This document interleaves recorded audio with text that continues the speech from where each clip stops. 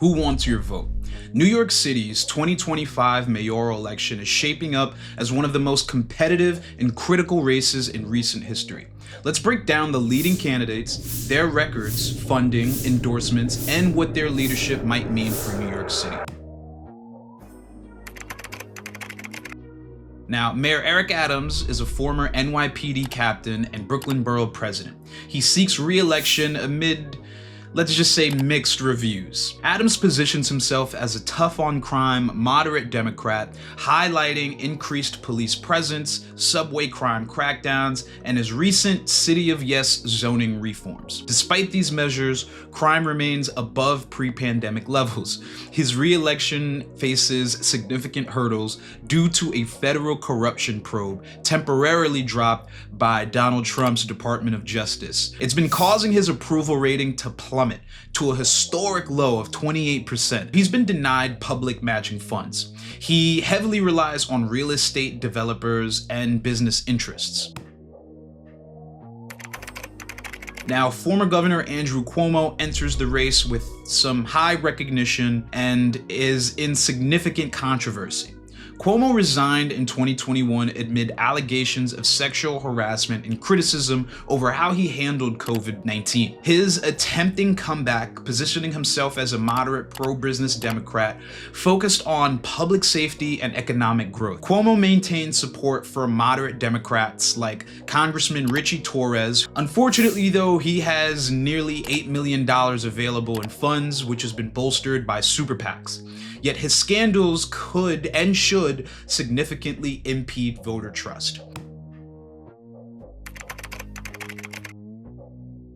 Now, he's the current comptroller for New York City. Now, Brad Lander is a self-described progressive. His campaigns on affordable housing, police reform, and fiscal responsibility. Now, Brad Lander has clashed with Eric Adams over budget priorities and migrant crisis management. He's supported by prominent New York City progressives like public advocate Jermaine Williams and backed by grassroots fundraising. He holds the largest war chest out of anybody, though. He holds $3.9 million.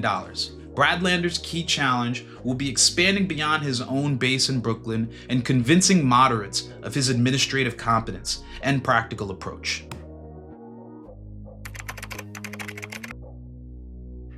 Now, the City Council Speaker, Adrienne Adams, is the first Black woman in this role. She was drafted as a moderate unity candidate by Attorney General Letitia James. With experience in managing diverse council factions, she has championed working family programs and fought against budget cuts. Starting late with her limited campaign funds, her success hinges on rapidly raising her profile citywide and consolidating moderate African-American voters uncomfortable with Adams or Cuomo. Known for her labor advocacy and progressive credentials, champions affordable housing, expanded childcare, and robust mental health services. Her policy wins include protections for gig and farm workers. Despite strong grassroots and labor backing, Ramos struggles financially, having raised far less than her rivals. Her campaign's viability depends on mobilizing labor and Latino communities effectively.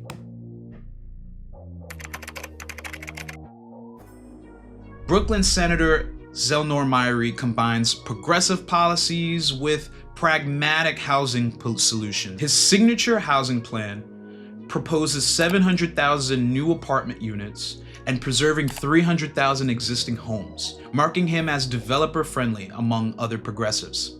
Endorsed by figures like Congressman Dan Goldman and activist Zephyr Teachout, Myrie boasts cross-ideological appeal. He must overcome low name recognition, I'm sure this is the first time you've heard his name, and skepticism from tenants and advocates wary of his pro-development stances.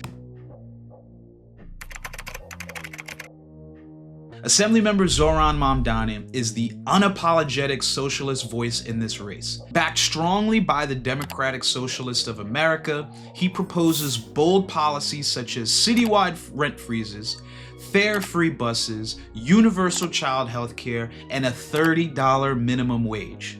Mamdani's energized volunteer base and significant small dollar fundraising, about $3.2 million total, underline his grassroots strength. However, questions about his electability in a city cautious about socialist policies remain central. Former Comptroller Scott Stringer seeks redemption after sexual misconduct allegations derailed his 2021 mayoral bid.